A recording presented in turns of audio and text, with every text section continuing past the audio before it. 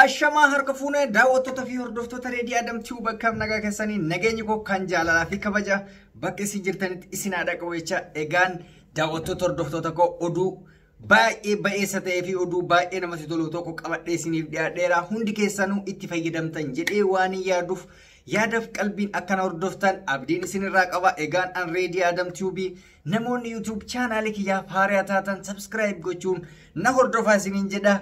Egaan hamma xumura qophii kiyyaatti na waliin tura. Egaan akkuma mata duree irratti argitanii fi lakkoofsa mata duree irratti argitan saniin waan baay'ee nama gammachiisu wantoota duraan qilleensarraan hojjetaa turre amma gama face to face yookaan qaama wal arganii dubbatuu bira geenyee jirra. Innis maal inni namoota biyyoota garaagaraa jiranii fi akkasumas namoota Itoophiyaa jiran gara Dubaay qofa deemuu kan barbaadaniif biiroon banamee jira.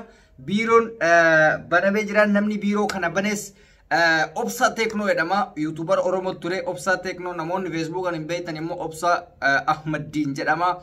Lakkoofsi kana achirratti maxxanfame sanii Dubaay irratti biiroo jira, Itoophiyaa jira, Beirut irra jira. Biiroo san kallattii danda'itanii galmooftaniitiin ulaagaa isin barbaachisu guuttattanii gara Dubaay deemuu dandeessanii ulaagaan isin guutuu dandeessan afaan Arabii beekuu qofa. Afaan Arabii nama biyya ormaa ture qofa ta'uu qaba garuu mootu namoota biyya keessa deemuu barbaadaniif namoota Itoophiyaa jiraniif ulaagaan sirriitti barbaachisu yoo jiraate nama biyya ormaa taa'ee gale ta'uu isarraa eegama jechuudha. Arabii kamiyyuu haa ta'u fahamuu dandeenyan gahaadha. Garuu namni afaan hin beekne mootu hin danda'amu. Namni afaan hin beekne sorry.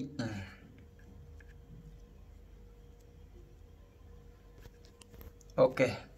Namoonni afaan hin beekne hin danda'amu ammaaf hin banamne jechuudha. Garuu shamarran qofallee dhiirafillee miti shamarran qofaa fi lakkoofsa kanarratti bilbilte taanaan kallattiidhaan shakkii tokko malee seera qabeessummaa waan ta'eef gara seera qabeessummaatiin imaluu dandeessu. Keessattuu warroonni Dubaay keessatti ammas rakkoo keessa jirtan rakkoonni isin keessa jirtan rakkoo biraa osoo hin taane rakkoo damooza xiqqishuudhaaf damoozni keessan baay'ee gadi bu'aa akka ta'etu dubbatama. Damooza gadi bu'aa sanirraa gara damooza gaariitti qajeeluudhaaf lakkoofsa kana yoo bilbiltan biraanchiin isaanii yookaan maddi isaanii Beirut, Dubaay fi Itoophiyaa irratti waan argamuuf kallattiidhaan deemuu dandeessanii jechuudha. Namoonni immoo akkasuma hiriyoonni keessan biyyatti galee hafe namoota biyya biraa deemuu barbaadu kan carraa dhabeetiin hafellee deemuu danda'a jechuudha Itoophiyaa ta'aniitiin. Lakkoofsichuma kanarratti WhatsAppidhaan kallattiidhaan dubbisuu qofa bilbila addaa isin barbaachisu WhatsAppidhaan yoo bilbiltan ni qunnamtanii jechuudha. Amma namni hunda caalaa sirriitti waan kana barbaadu namoota biyya biraatirraa gara Itoophiyaa galanii jiranii fi namoota Beirut keessa jiranitti sirriitti fayyadamuu danda'a waan kana jechuudha. Namoonni biyya biraatillee kan boqonnaan keessan dhumeetiniin gara Itoophiyaa deemaa jirtan hedduutu jira. Itoophiyaa irraa deemuu dandeessanii by the way Itoophiyaa nama korraanii sanii miti sababa COVID-19tiin xiyyaaronni ugguramaa ture hundi isaatu akka hojii idilee isaaniitti deebi'an ganama kana dubbatamee ture. Kanaaf ani mootu kuni kan naga'e odeeffannoo namaatirraan osoo hin taane abbaa biirootirraa naa bilbilameetiniin waan kana akka ani promote godhuuf yookaan beeksisuuf na beeksiseeti jechuudha. Kanaaf hojiin isaa hojii qulqulluu fi hojii seera qabeessummaa ta'e akka ta'e beekamaadha. Namni Obsaa hin beekne jirtanii hundi keessanuu hin beektanii Obsaa Teknoodha. YouTubera guddaadha. Nama YouTubera 100 fi yoomama qabu. Akkasumas Facebook irratti illee nama famousidha beekamaadha. Obsaa Shamsaddiin jedha Facebookin isaa. So hundi keessanuu qunnamuu dandeessanii biyya ormaa taa'eetiin inni kana isin hojjechuu danda'u jechuudha. Kana waan ta'eef hundi keessanuu carraa kanatti hiriyoota keessanis mataa keessanis fayyadamaatiin namoonni kaayyoo tokko qabdan dalagattanii of jijjiiruu amma beeytanii baay'ee biyya ormaa kana deemuu namni tokko akka biraatti ilaalaa akka biraatti miti biyya ormaa deemuun akka of jijjiirtuuf qofa deemta. Anjaba adda addaa afaan adda addaa baratuuf miti. Of jijjiirta maatii kee jirta biyya keessatti gaafa dalagatte birriin biyya waan akka gibira waan akka maalii kan osoo kafaltu yeroo dheeraa namatti fudhata. Garuu biyya akka Dubaay gurguddaa kanatti immoo yeroo gabaabaa keessatti jireenya kee gootatiniin ofirraa nama kaayyoo qabu qofaaf ilaal sanuu nama kaayyoo qabu yoo taate jireenya kee yeroo gabaabaa keessatti jijjiiruu dandeessa jechuudha. Namni kaayyoo hin qabne inkaan biyya Arabaatii miti biyya fedhe yoo jiraate hin jijjiiramu jechuudha. Maaliif kana gaafata jijjiiramuun kana gaafata malee kana hin gaafatu mallaqa hin gaafatu sammuu gaafata namni jijjiirama barbaadu qarshii takkaanis yoo hojjete akka barbaadetti fooyyeffachuu danda'a. Ijoolleen Suudaan jirtan immootu Itoophiyaa guyyaa lamatti galtan waan ta'eef Itoophiyaa gala Itoophiyaa irraa deema. Achirrallee garuu inuma danda'ama. Nama achi hojjetu immoo ani walitti dhufeenya hin qabu garuu inuma jira. Ana walitti dhufeenya hin qabne jechuudha. Ejensiin tokko tokko illee hin jira yookaan immoo biiroon tokko tokko illee biiroon garaa jabaatu yoo ati rakkoon si mudate kan si fuune kan rakkoo san si furuuf hiyyaanne baay'eetu jira.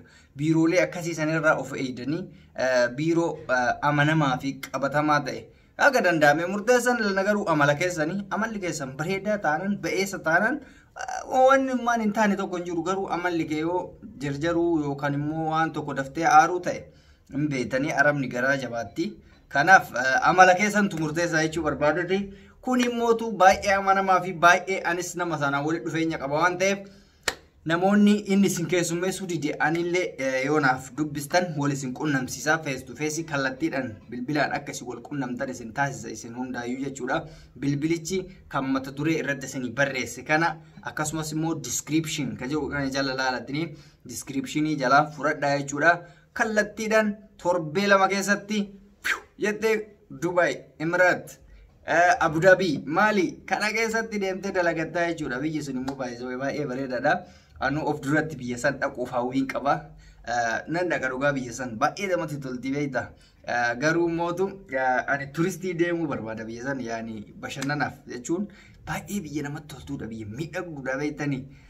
Firiidamii qabdillee mootu akka Suudiin naamna san shortaan ariitee sin qabdu waraqaan jiraannan firiidamii guddatu jira biyya sabaa fi sablammiin biyya hundaa keessa jirudha. Warra abbaan biyyaa lakkoofsan baay'ee xiqqaadha garuu sabaa fi sablammii achi keessa jiraatutu baay'ee bal'aadha jechuudha. Dubaay baay'ee namatti mijatti. Kunis hin jiraachi gazzabni dirhaamni kun gooteetuma biyya keetitti argitan fakkeenyaaf ji'a takkatti kumaan hojjennaan tujjaaraati Itoophiyaatti birrii guddaa fidda jechuudha. Maal Suudii fi maal maqaa dhoofta. Tajaajila baay'ee guddaadha mallaa'ini. Innaa kana waan ta'eef hundi keessanuu itti fayyadamaan isiniin jedha. Namoonni yeroo baay'ee na gaafataa turtan kan amma dura san nun keessummeessanii fixnattiin qabdanii jechaa turtan. Kan amma durallee namoota hedduu ofe garuu namoonni isiniin keessummeessinis hin jira. Kun immoo kallattiidhaan isin keessummeessaa hojii biraatu hin jiru. Biiroon sun hojii kana qofa waan hojjetuuf kun biiroodha. Kan dura akkuma dhaabbata walii gurmiititti kun immoo biiroodha. Biiroo mataa ofii danda'e qaba waan ta'eef hundi keessanuu akka itti fayyadamtan abdii qaba. Already Adam TV namoonni YouTube channel kiyyaaf haaraa taatan subscribe gochuun na hordofa.